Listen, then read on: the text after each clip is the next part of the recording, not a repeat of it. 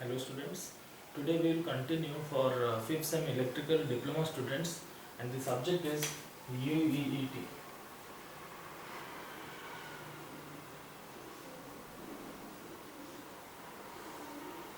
As in our previous class we were discussing about the methods of electric heating and the different methods related to electrical heatings.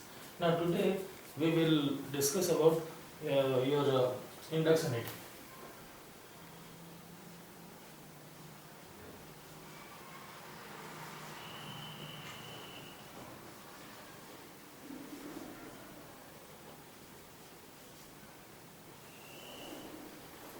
So students, before getting into induction heating, let us first understand what we discussed in our earlier classes.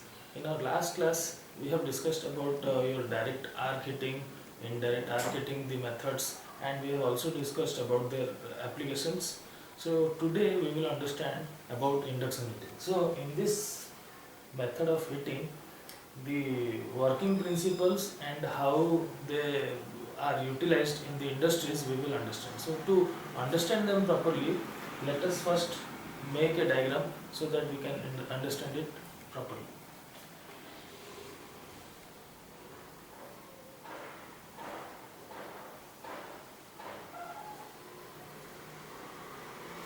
So students, I am drawing a transformer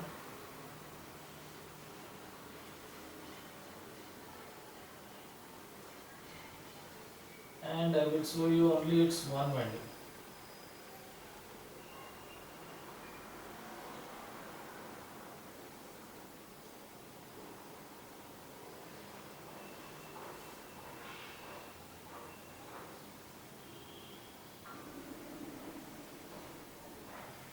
Right, so this is a transformer and these are its laminations. So let me draw the laminations also.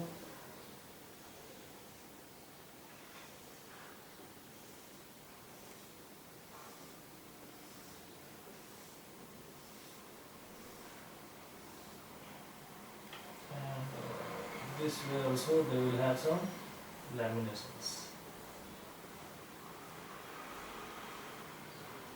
Right, now let us wound it with a winding. So now this has to be excited by the help of an AC source. So let us draw the direction of flux also.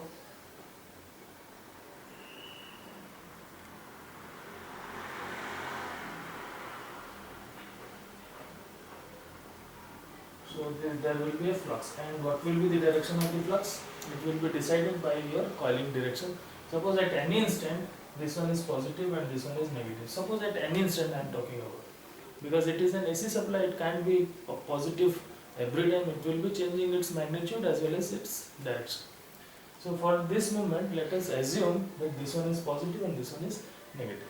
So current will start flowing in this direction, and as a result this current direction will be in this form. Right, so by applying our thumb, right hand thumb rule, we can find out the direction of flux that is coming out to be in downwards direction. So the current is moving from this direction and it is over here. So this is the direction of flux. Now getting a little further, students, in this method we know that whenever there is a linkage of flux linked with a conductor, or there is a flux linkage with a conductor, an EMF will be produced. So the induced EMF, which we have already discussed, I will not go elaborately because we are interested in its heating form only. We will not discuss about its any previous working principle or its history. So E is equal to minus N d5 by dt. So what is d5 by dt? It is the rate of change of flux linkage with this conductor. It is also equal to minus L di by dt, rate of change of current with respect to time. Now student, one more thing. The flux produced by the current will change its direction and magnitude periodically, right? And due to this, there will be an ED current induced. Now the question arises, how this ED current is induced here and what is this ED current? So students, when this kind of flux is created, this useful flux will link to the secondary and the EMF will be induced. This was in our transformer in our previous semester. Now as we are regards to this current, this heating, so what thing we will consider? The ED current part. So students, if there is a rate of change of flux linkage with this winding or this link, there will be definitely a rate of change of flux linkage with the core of the transformer also, right or not? So if there will be a change of, or there will be a rate of change of flux linkage with the core, then there will be a circulating current, and this circulating current is known as ED current, which in our earlier classes we have discussed that these are unwanted. So this should be minimized, right? This ED current was to be minimized, and this ED current was made minimum or minimized by the help of your laminations. So by the help of the lamination, already we have discussed. I am telling you these things because so that you can recall and relate to electric heating. So after laminating the core, what happens? The resistance of the core was made increased or higher. As a result, if the resistance is increased, the current or the circulating current over there were minimum. So if I will draw the direction of your circulating current this way, the amount of the current or the magnitude of the current will be higher if the resistance is lower. If the resistance is lower, then the current will be higher. So similarly, here also this ED current is responsible for heating, because heat is proportional to I square R, and it will be in watts, right? So this I square R, I said I square R, I square R. So this is the loss in the core, which is due to the ED current. So now we should understand what are the factors does this ED current depends upon. So that those things if we work on, then we can increase the amount of heat, or we can also reduce the amount of heat. So the factors which make them responsible are, so firstly, if the frequency is increased, so let me just clear this one side of the section so that I can write and you can understand it better. Now if we increase the frequency,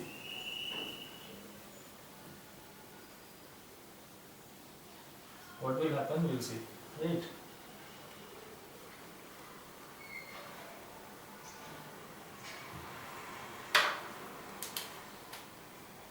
So induced EMF is proportional to d phi by dt, or not, from the relation minus n d phi by dt, E is equal to minus n d phi by dt. So from there we can write down that E is equal to E is proportional to d phi by dt. So from here we can also say that E is proportional to your frequency. How frequency? If the frequency is increased, then this rate of change of flux linkage will be also increased. If this will be increased, what will happen? The heat formation will be increased, right? So if the induced EMF, that is d phi by dt, is increased, then what will happen? The induced EMF frequency, the induced EMF will also result in the increase in its frequency. So if the frequency is increased, so the heating effect will get increased, right? So now another thing, this was the first case, now the second case. Now students, if the reluctance of the reluctance to the path of this flux is decreased, what will happen? So increased amount of current will flow. So the phi or your flux density is proportional to your reluctance. S is known as your reluctance. So what should we do? the flux density, if we need to increase it, we have to decrease the reluctance, right? So in other way, we can write down that B is equal to mu naught into mu r into h. So this is the flux density is equal to mu naught into mu r into h. H is the amount of heat. From here, this mu r is the relative permeability. If this mu r is high, then B will be automatically high. So the another thing which depends on how by which we can increase the amount of heat is by increasing the relative permeability. So mu r, if it is increased, then the heat which will be produced will be increased. So what are the other factors which decides? Now let me just clear this section.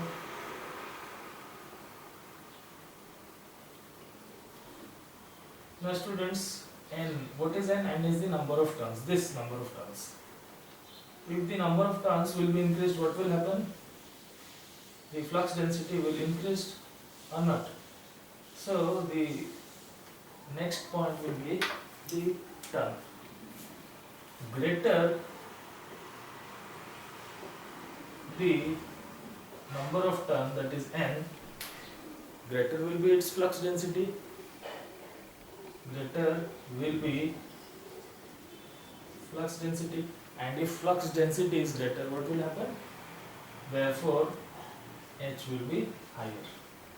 So by increasing the number of turns, the flux density got increased, and if flux density was increased, what will happen? The heat dissipated at the core will be higher, so as a result we are getting more amount of heat. And mind you students, this heat is only utilized in the heating of the process or in electric heating. Now from here we understood N is a function for heat. N is a function for heat. Now further, there is one another thing which which heat depends upon. So if larger is the current flown, then larger will be the heat. So I should write it over here only. If I is larger, what is I? I is the current. If larger is the current, then larger will be its flux density, and if flux density here is larger, then what will happen? The heat which will be dissipated will automatically be larger. So the other criteria is to increase its current, right? Now students, we have already remembered in our third semester, if you have properly remembered in electrical engineering material, we have a formula to find out eddy current loss. So I will just write it down, the formula, and show you how the parameters will decide the amount of heat which will be liberated. So let me just clear this section of the board.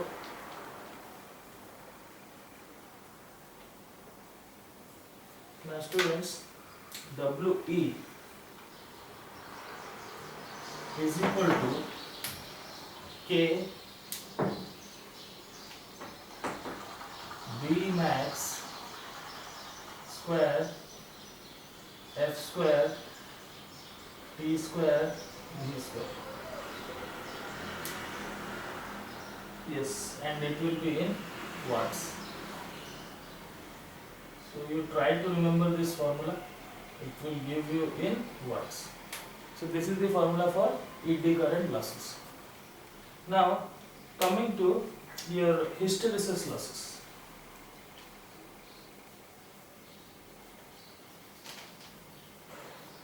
Hysteresis also we have already discussed in our previous semesters, that is in our third semester classes in your material paper. So today we will discuss how hysteresis loss is utilized for heating the charge.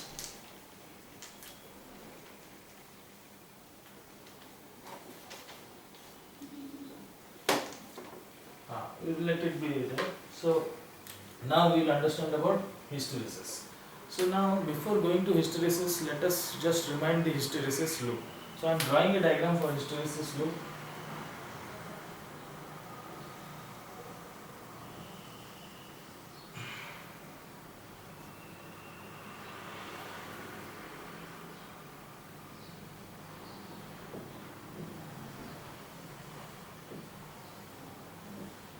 So students, this graph, this y-axis was your flux density or B, and this x-axis was your ampere turn or N into I. Right. So from this graph, let us just have a uh, refresh in our minds that what happened and how this graph was traced in our previous semesters. So by increasing the ampere turns, we have increased the flux density. So it was started from the 0 point, that is from the origin, and when slowly this Ni was increased, we found that B is also increased. As a result, it got increased, and finally it reached at a point after which it attained saturation. So at saturation, despite of increasing Ni, we do not find any effect in flux density. So this graph was saturated at this point, and when we decreased the ampere turn, that is Ni, what happened? The graph retraced its path not in the direction from where it came, but it followed a different path. So this was the direction originally, but it retraced in a different path. Right. So we found that it will coincide the b-axis over here. At this point only, the flux density should be minimum, but it is not. I mean, there is some value of B, but Ni is not 0. So in this way, the graph was plotted, and we have also made one conclusion that if the area of this graph or the area of the region which I have plotted is more, then the losses will be more, and if the area is less, then the losses will be less. So here also we will have a formula for finding out WH, because H stands for hysteresis losses. It is eta B maximum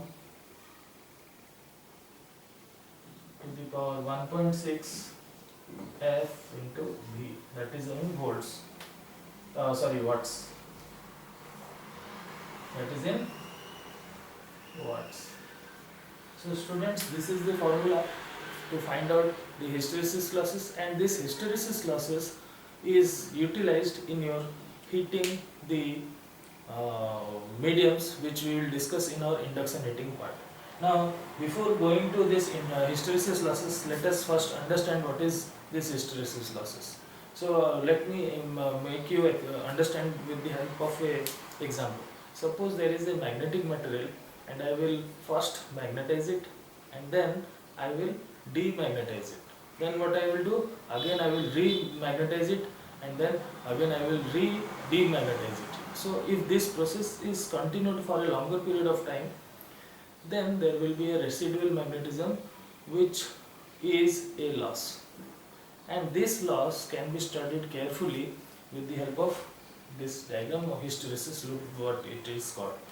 So by carefully designing the material and the factors which are responsible for increasing its area, we can also increase the amount of heat produced. As a result, this heat will be finally utilized in our electric heating, that is your induction heating part. So now what are the factors? It depends. So B depends upon, or the flux density depends upon the relative permeability. Now this relative permeability, if it is higher, what will happen? This B will get increased. Now from this relation it is evident that B max to the raised to the power of 1.6 is there. So if this value is increased, what will happen? The heat will be also increased. Now other things which are there is Curie temperature. Students, you might have been already, so you already have know about Curie temperature. It is the temperature above which a material stops behaving or stops to exist its hysteresis performance or hysteresis characteristics. So, so this temperature should be avoided so that there will be no hysteresis phenomena. So those substances which we are utilizing to take the induction heating through our hysteresis losses, we should not cross the limits of the temperature which is above Curie temperature, so that the temperature will lose its property of hysteresis and it will not yield you the heat. So this was about your hysteresis, you can say losses, and due to these losses we utilized it for heating or induction heating. So next class we will continue this induction heating and we will discuss about its various type, core type and coreless type of induction heating, which are frequently asked in your semester questions. So please follow through this the notes which I have already sent to you for your induction heating. It is completely given in those notes, and also in the coming classes we will discuss how this induction type, core type or coreless type induction furnace work. So thank you students.